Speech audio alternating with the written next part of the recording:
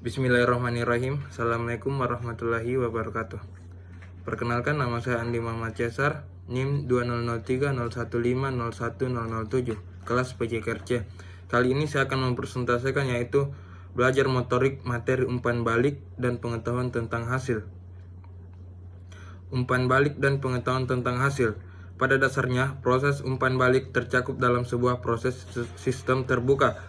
Umpan balik selalu diperlukan dalam proses belajar motorik, termasuk juga belajar motorik dalam olahraga. Umpan balik merupakan informasi yang diperoleh atlet atau siswa setelah mempraktekkan suatu gerakan. 1. Klasifikasi umpan balik. Guna memudahkan kita mengenal umpan balik yang terdapat dalam suasana mengajar maupun melatih, maka diperlukan adanya klasifikasi umpan balik. Sekian klasifikasi umpan balik, kita menyadari bahwa tidak semua informasi berkaitan langsung dengan hasil atau pelaksanaan motorik. Oleh karena itu, ada informasi yang relevan dan tidak relevan. Apabila kita menelah umpan balik berdasarkan aspek kedatangan, maka dapat diklasifikasikan menjadi dua kategori, yaitu umpan balik sebelum tindakan berlangsung, dan yang kedua, umpan balik yang tersedia selama atau setelah tindakan berlangsung. Umpan balik yang dihasilkan oleh gerakan yang telah dilakukan sebagai hasil gerakan dapat dibagi menjadi dua kategori, yaitu umpan balik intrinsik. Seseorang akan memperoleh informasi tentang beberapa aspek mengenai gerakannya sendiri melalui beberapa saluran informasi. Dan bentuk informasi tersebut sudah terkandung dalam respon tertentu. Contoh, dalam permainan bola voli. Seseorang permainan melakukan smash dan keluar setelah pemain melihat bahwa smash yang dilakukan masih berlanjut. B.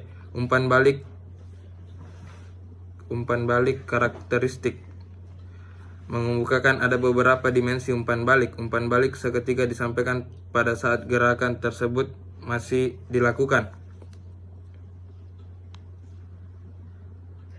Informasi umpan balik dapat juga terhimpun secara keseluruhan dari beberapa penampilan terdahulu yang kemudian Yang kedua, pengetahuan tentang hasil. Pengetahuan tentang hasil atau PH adalah informasi umpan balik yang dapat diungkapkan secara verbal maupun non-verbal, berkenan dengan hasil suatu gerakan yang dikaitkan dengan tujuan yang ingin dicapai. Dalam kegiatan olahraga, sebuah tim sepak bola yang berhasil memenangkan pertandingan dengan memasukkan bola ke gawang lawan, tim tersebut mendapat sanjungan dari pelatih, kawan bermain maupun para penonton.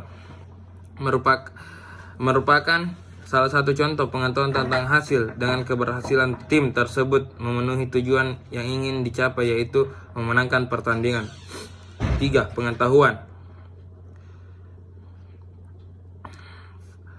Fungsi pengetahuan umpan balik.